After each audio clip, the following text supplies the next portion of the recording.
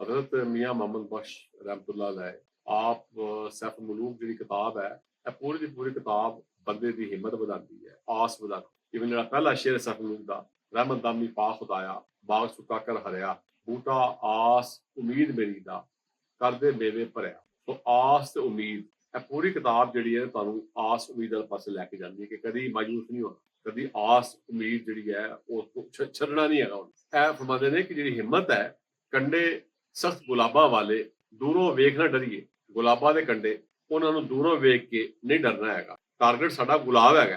ਸੋ ਫਰਮਾਉਂਦੇ ਨੇ ਕਿ ਕੰਡੇ ਸਖਤ ਗੁਲਾਬਾਂ ਵਾਲੇ ਦੂਰੋਂ ਵੇਖ ਨਾ ਡਰੀਏ, ਚੋਬਾ ਝੱਲੀਏ, ਰੱਤ ਚੁਆਈਏ, ਝੋਲ ਫੁੱਲੀ ਤਦ ਭਰੀਏ। ਇਹਦਾ ਮਤਲਬ ਇਹ ਹੈ ਕਿ ਆਪ ਕਹਿੰਦੇ ਨੇ ਕਿ ਜਿਹੜਾ ਕੰਡੇ ਜ਼ਾਹਿਰ ਹੈ ਕੰਡੇ ਸਖਤ ਹੁੰਦੇ ਨੇ, ਗੁਲਾਬਾਂ ਦੇ ਫੁੱਲ ਹੈ, ਗੁਲਾਬ ਜਾਂ ਬਾਕੀ ਦੇ ਫੁੱਲਾਂ ਦੇ ਵੀ ਕੰਡੇ ਹੁੰਦੇ ਨੇ। ਉਹ ਕਹਿੰਦੇ ਇਹਨਾਂ ਨੂੰ ਦੇਖ ਕੇ ਡਰਨਾ ਨਹੀਂ ਹੈਗਾ। ਕੰਡਿਆਂ ਨੂੰ ਮੁਸ਼ਕਲਾਂ ਮੁਸੀਬਤਾਂ ਉਹ ਤੁਹਾਡੇ ਰਾਹ 'ਚ ਆਉਣਗੀਆਂ ਤੇ ਉਹ ਦਿਲ ਨਹੀਂ ਤੁਸੀਂ ਛੱਡਣਾ ਆਪਣਾ। ਸੋ ਉਹ ਐਸਾ ਹੋਏਗਾ ਫਿਰ ਕਿ ਇਹਨਾਂ ਨੂੰ ਜਿਹੜੀ ਚੋਭਾਂ ਨੇ, ਮੁਸ਼ਕਲਾਂ ਨੇ, ਇਹਨਾਂ ਨੂੰ ਐਂਡਿਓਰ ਕਰਨਾ, ਬਰਦਾਸ਼ਤ ਕਰਨਾ। ਇਹ ਨਹੀਂ ਕਿ ਤੁਸੀਂ ਕੋਈ ਅਚੀਵਮੈਂਟ ਕਰਨਾ ਚਾਹੁੰਦੇ ਹੋ ਲਾਈਫ ਦੇ ਵਿੱਚ ਤੇ ਤੁਹਾਨੂੰ ਬਗੈਰ ਕੁਝ ਕੀਤੇ, ਬਗੈਰ ਕੋਈ ਤਕਲੀਫ ਉਠਾਏ ਉਹ ਤੁਹਾਨੂੰ ਮਿਲ ਜਾਵੇ। ਇਹ ਨਹੀਂ ਹੋ ਸਕਦਾ ਹੈਗਾ।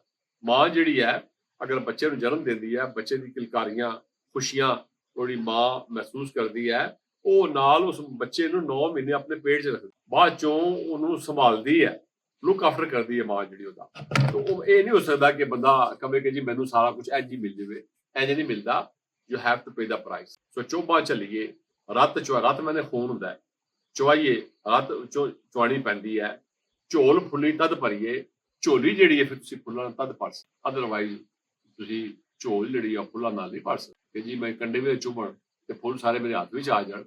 ਇਹ ਕੋਈ ਇਸ ਤਰ੍ਹਾਂ ਆਈਡੀਆਲੋਜੀ ਕੋਈ ਅੱਛੀ ਨਹੀਂ ਹੈਗੀ। ਆਈਡੀਆਲੋਜੀ ਉਹ ਹੀ ਹੈ ਕਿ ਹਿੰਮਤ, ਮਿਹਨਤ, ਸਟਰਗਲ ਕਰਕੇ, ਮੁਸ਼ਕਲਾਂ ਨੂੰ ਸਹਾਰ ਕੇ, ਮੁਸੀਬਤਾਂ ਵਿੱਚ ਪੈ ਕੇ, ਉਹਨਾਂ ਨੂੰ ਬਰਦਾਸ਼ਤ ਕਰਕੇ ਫਿਰ ਤੁਸੀਂ ਆਪਣੇ ਅਚੀਵਮੈਂਟਸ ਨੂੰ ਲਾਈਫ